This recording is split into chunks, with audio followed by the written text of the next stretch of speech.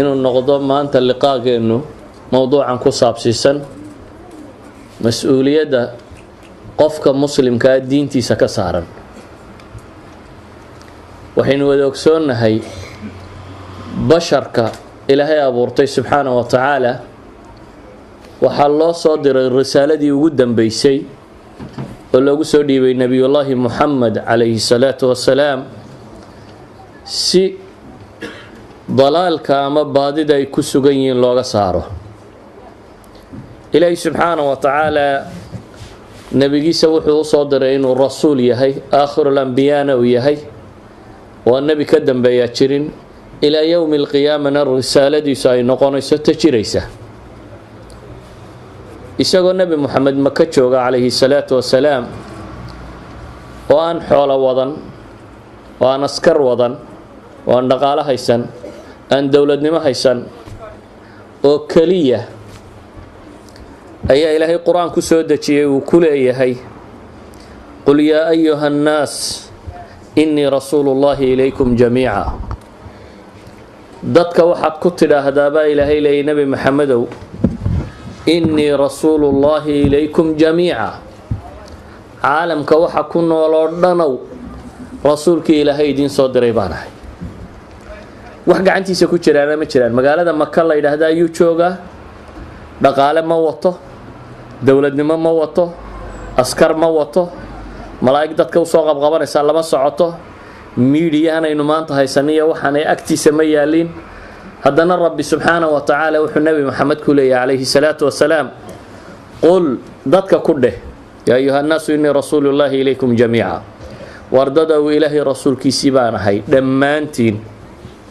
wamaa arsalnaaka ilaa raxmatan lilcaalamiin.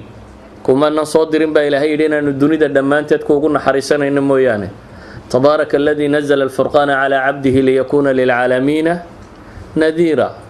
waxaa wax barakeeya ama waxa weyn allaha subxaanahu wa tacaala ku soo dejiyey furqaan addoonkiisii nebi moxamed calayhi salaatu wassalaam liyakuuna lilcaalamiina nadiira. caalamkao dhan inuu noqdo. wa uxiya ilaya hada alqur'aanu liundirakum bihi waman balag.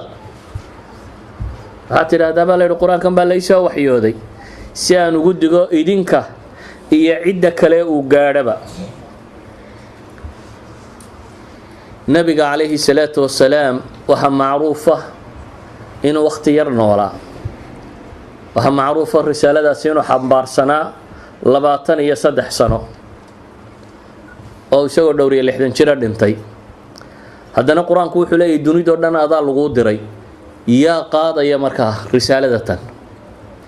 nebiyullaahi moxamed calayhi salaatu wassalaam isagu intuu noolaa wuu dadaalay ilaa rabbi uuga markhaati kacay oo la leeyahay falacallaka baaqicun nafsaka calaa aahaarihim in lam yu'minuu bihada alxadiidi asafa.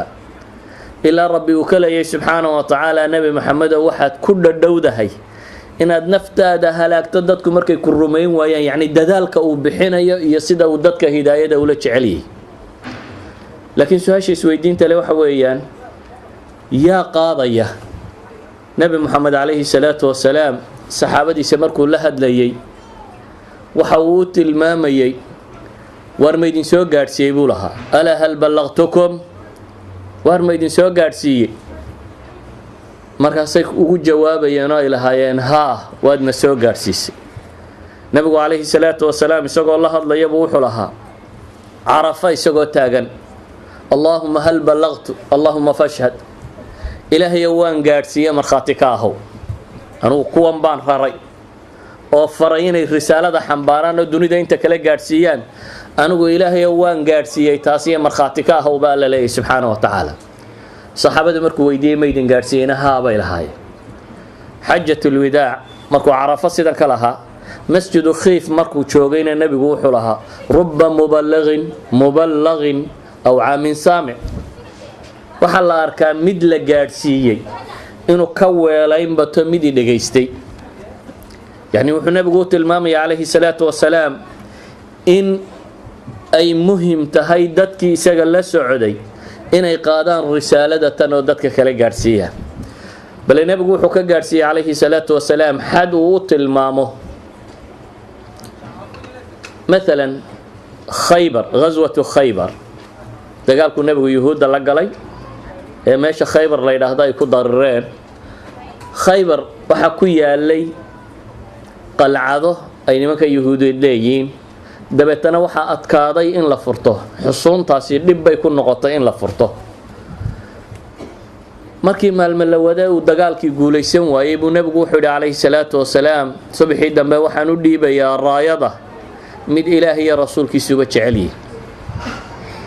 nebigu calayhi salaatu wasalaam raayat aljihaad wuxuu u dhiibay caliy bna abi aalib radia allahu canhu. cali markuu nebigu la dardaarmayey nin ciidan wata oo hogaamiye ciidana bilugati alcasri, yacni janan ciidan wata, maxaad filaysaa inuu noqdo dardaaranka la siin lahaa? yacni maskaxda bini aadamka caadigii waxay ka fakeraysaa dardaaranka la siinayaa inuu noqdo uun sidii uu wax u jabin lahaa ama uu guulaysan lahaa ama dagaalkan uu xoog badan lahaa. nebigu calayhi salaatu wasalaam wuxuu ku yidhi isagoo cali la dardaarmaya, lan yahdiya allahu bika rajulan waaxida khayrun laka min xumri nacam.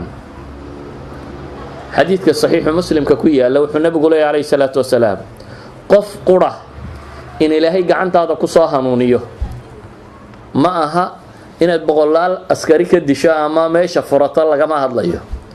waxaa laga hadlayaa mishanka iyo sababta loo dagaalamayaaba inay tahay in risaale la faafiyo, inaan qofka muslimkii marnaba ilaabin hadafka uu u socday ugu weyn oo ah inuu risaalada tan xambaaro oo message xagga alle ka yimi subxaanahu wa tacaala ee loogu talagalay bini aadamka dunida ku nool oo dhan inay mushkilaadkooda xallisho. dunida dhib baa ka taagan, dhib dagaal baa ka taagan, dhib dhaqaale ka taagan, dhib siyaasadeed baa ka taagan, dhib bulsheed baa ka taagan. dunidu mashaakil bay ciirciiraysaa. mashaakilkan xalkiisiina ilaahay baa samada ka soo diray. mushkilada dunidu la ciirciirayso rabbaa cirka wuxuu uga soo diray wixii lagu xalili lahaa. nabiyullaahi muxamedna waa loo soo dhiibay calayhi salaatu wasalaam. dabeetana nebi muxamedna saxaabuu sii dhiibay, saxaabadiisiina wuxuu kula dardaarmayaa lan yahdiya allahu bika rajulan waaxida, in ilaahay qof qura kuu soo hanuuniyo oo gacantaada uu ku islaamo ayaa kaaga khayr badan buu nebigu leeyahy geela cascas. min xumri nacam jamcu xamraa, geela kiisa cascas. carab markaasi maalka valuega ugu qaalisan lihi wuxuu ahaa geelaasi, noloshooda ay ku salaysnayd. geel cascas inaad heshaan buu nebigu leeyahy calayhi salaatu wasalaam waxaa ka muhiimsan. walidaalika baa xataa dagaalada islaamiga markay gaalo iyo muslimiin isdilaysay waxaa awalan lalahaa dadka waxaad dooran siisaan islaamnimada marka hore u sheega.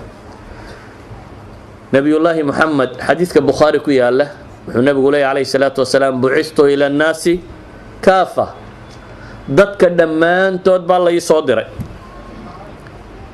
nebi maxamedna waxaynu ognahay maka iyo madiina iyo hareeraheeda inaanu dhaafin. isagoo aan intaa dhaafin baa waxaa loo soo diray dunida dhammaanteed. dunida dhammaanteed waxaa loogu soo diray waxa weeyaan kuwa rumeeya. shaqada koowaad ee laga rabaa inay tahay inay diintan xambaaraan oo dadka intooda kala gaadhsiiyaan. saxaabadii nebigu way xambaartay, waxay gaadhsiiyeen umamkii kale, taabiciintu way xambaareen, waa sii wadeen.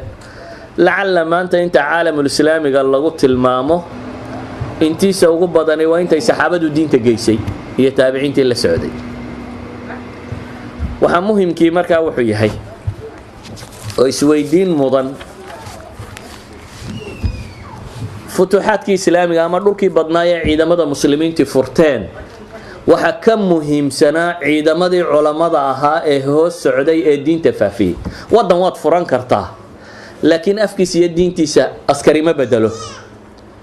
dunidan muslimkaa waxaa diintooda bedelee gaadhsiiyey waxay ahaayeen jaxaafil min alculamaa, dad culamo oo tiro badan oo saxaabo ah oo taabiciin ah ayaa dadka kan diinta soo gaadhsiiyey.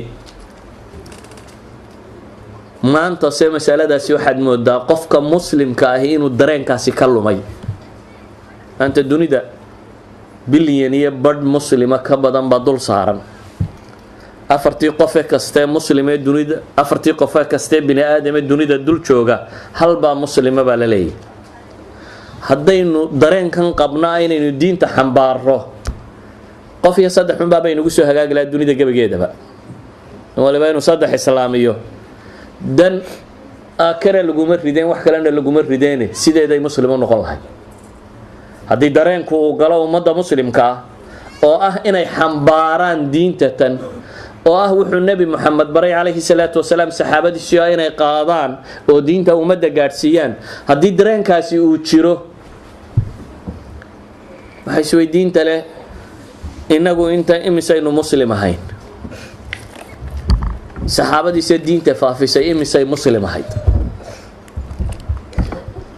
nebi moxamed calayhi salaatu wasalaam saxaabadu marka u yimaadaan الدكتور عبد الوهاب الطريري baa wuxuu tilmaamayaa العمل للدين قرين الانتماء إليه بوها بولي diinta in loo shaqeeyo oo mas'uuliyadaasi la dareemaa waxa ay ku xidhnayd inuu qofku islaamo uun yani mujarrad uu qofku yidhaahdo laa ilaaha ila allah muxammadun rasuulullah ayuu wuxuu fahmayey inay fuushay xil ah inuu diinta tan xambaaro dadka kala gaarsiiyo wuxuu fahmayey inuu nebi moxamed wakiil ka yahay calayhi salaatu wasalaam ama uu safiir ka yahay wuxuu fahmayey xilkaasi intuu qaado inuu bashariyada inteeda kale u gudbiyo